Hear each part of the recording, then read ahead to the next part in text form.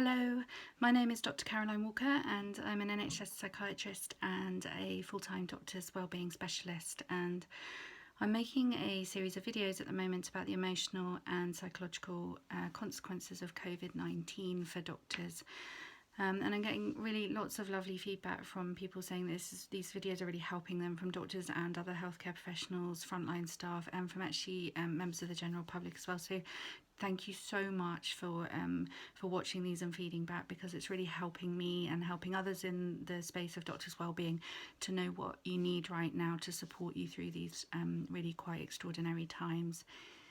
Today I would like to speak about something that I'm seeing this week more and more as I'm supporting doctors through this crisis, and that is grief. Traditionally, grief is something that we as human beings feel when we've had a profound loss. And we typically think of it as losing a human being. So when somebody dies, or a pet dies, perhaps, somebody or something that we've loved, and then we lose it. And that is starting to happen, sadly, with COVID-19, as we're starting to see more deaths here in the UK.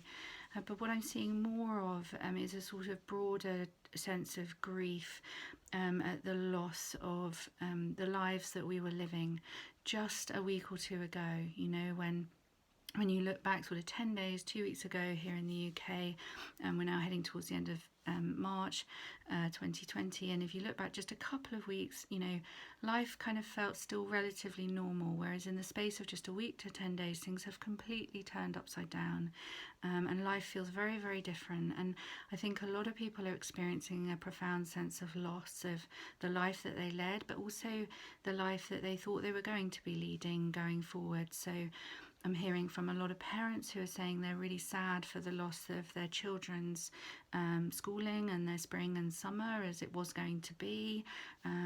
Birthday parties that aren't happening, weddings that aren't happening, all these wonderful celebratory occasions when normally the UK would be kind of coming out into the slightly nicer weather to share and connect. We're actually having to stay behind closed doors to keep ourselves safe during these challenging times. And so I think there's a broader sense of grief and loss going on of what we thought our life was going to be. And also, we are starting to hear more and more tragic stories of loss of human life, and that is only going to increase over the coming weeks and months. So I wanted to make a video about grief because I think it's really important to try and understand a little bit about how it works. And grief is a very, very obviously common human emotion that we all experience at some point in our lives. I actually think it's one of the most difficult human experiences that we go through. And we used to think that it was quite a predictable thing that followed a pattern of emotions, but actually what we know now is it's really quite unpredictable. There are a few key emotions that we see a lot of in grief, but they can come in at different times, they can wax and wane, and they tend to sort of wash over you in huge waves. So typically in the beginning we'll see a sort of sense of shock, disbelief, and we've certainly felt that a lot, I think, here in the UK, and we're still feeling it as things start to unfold.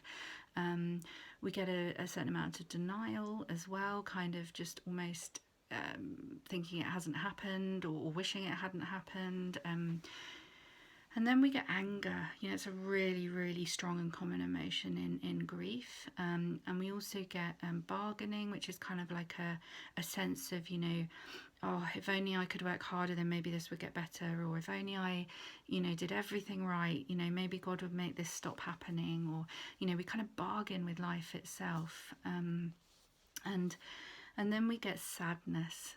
And sadness in grief is a really quite deep and profound sadness.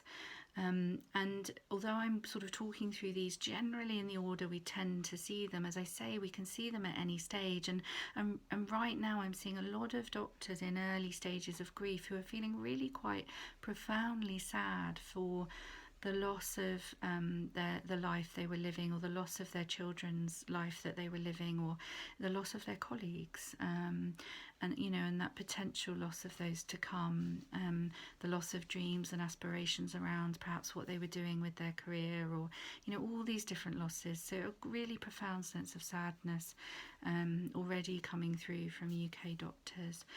And then there's acceptance, and that is something that in the sort of natural course of healthy grief will tend to resolve out at acceptance towards the end. But I think we're all I'm seeing people having moments of acceptance as we go along, a real sense of this is perhaps something we're not fully in control of, and that actually there are moments when we feel at peace and we're kind of like, well, okay, this is kind of going to unfold and we can only do what we can do. So we're getting kind of all the mixed emotions coming through from doctors of grief at the moment, and I think with grieving as a nation, for our sort of what life was like in the UK, and what we thought it was going to be like going forward into the rest of this year and beyond. So we're seeing shock, we're seeing denial, we're seeing anger, we're seeing bargaining.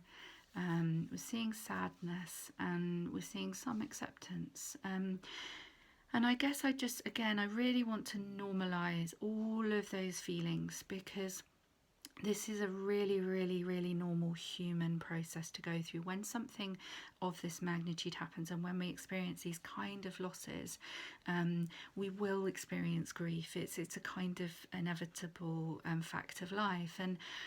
And what we can do about grief is it's not one of those emotions that there's a kind of a technique you can learn that can really fix grief quickly. It's not like maybe anxiety, where you might be able to learn to challenge the thinking or face your fears. Or grief is a much more of a kind of emotional experience that just has to be felt. It has to be processed. It has to take time, and it takes time. It takes weeks and months. It's not a quick thing. So I think we need to be aware of that as a profession at the moment, and as a country, that we're going to be feeling these feelings of grief for some time, and we're all going to be in different stages of the grief at different times. But it does process if we allow it. If you can feel the feelings. So if you're feeling sad, feel sad, maybe have a cry, maybe talk about your sadness with someone, maybe share it, maybe write it down, but just feel it, let it out, express it.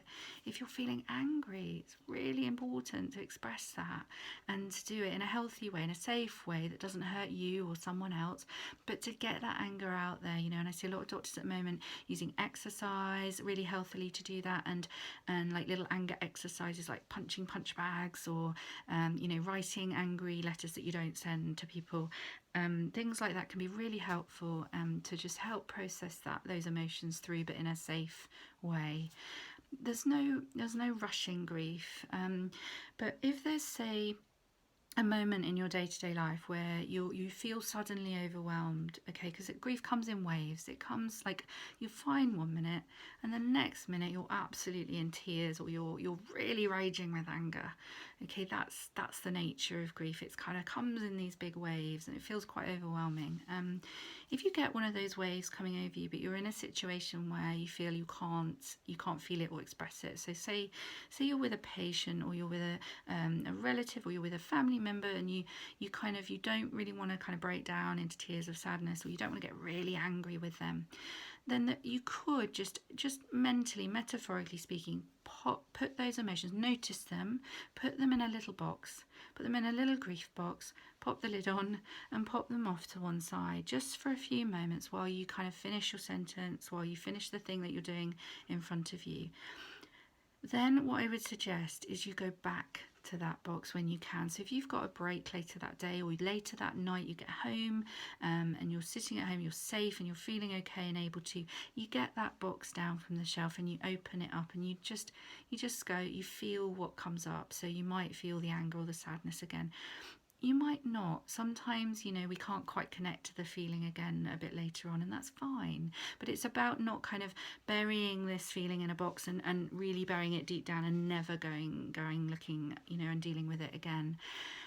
There are going to be, this is an easier than it sounds technique to use, but it's for those moments when you really kind of need to go, okay, I'm about to be overwhelmed, here it is. I just need to pop this to one side for a second. So rather than shoving it down deep, just pop it in a little box, pop it to one side.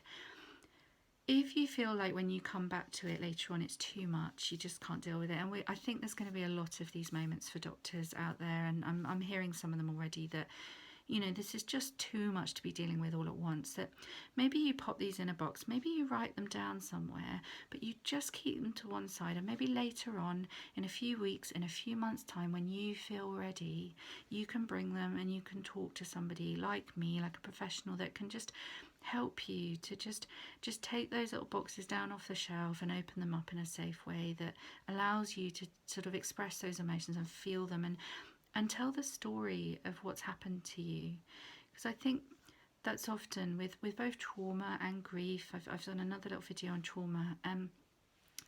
Often it's really important for us as humans to just be able to tell our story, to just say what's happened, to tell someone, I just heard this awful thing, or I just saw this awful thing, and you know, it's okay to do that, and there are spaces you can do that. So if right now you've got some grief, you identify with some of the stuff I've talked about, and you feel like, actually, do you know, I really need a space to just offload some of this stuff, and I need to just talk, and you don't necessarily think you need like lots of therapy or lots of time, but just somebody to safely talk to you, then we're signposting at the moment doctors in the UK to the BMA Wellbeing Service. They have a 24/7 phone line. You can call them up and they will connect you at a convenient time for you with a one-to-one session where you can just talk to somebody and tell them what's going on for you. If you're in England and you're a doctor and you're struggling a little bit more profoundly, and the grief is kind of, you're maybe stuck in one part of it or another, maybe you're really raging with anger all the time, or maybe you're deeply depressed and sad, and maybe you feel it's really getting in the way of your functioning and your ability to work and be to do the things you need to do day to day, then maybe think about self-referring to the NHS Practitioner Health Programme. They are fantastic, a free, confidential support service for doctors with mental health issues in England. So those are a couple of services we're signposting at the moment. BMA Wellbeing for any doctor. You don't have to be a BMA member. And for doctors in England, you can self-refer if you think you've got a mental health problem going on to the Practitioner Health Programme. As always, you can always drop me an email if you feel that's more comfortable for you, and I'm very happy to signpost you to whatever support you need at the moment. So it's caroline@joyfuldoctor.com. If this video has spoken to you, if it's helped you, please do like, love, comment and share. I think the most value people are getting from these videos at the moment is that they're feeling a sense that we're in this together. So if you can share this as widely as possible, then I'd really appreciate that. And I think it seems to be really helping a lot of doctors out there at the moment, and it's helping me as well, because we're all in this together. We're all experiencing this extraordinary range of human emotions. So yeah, please do comment and share, and I will be back soon with another topic.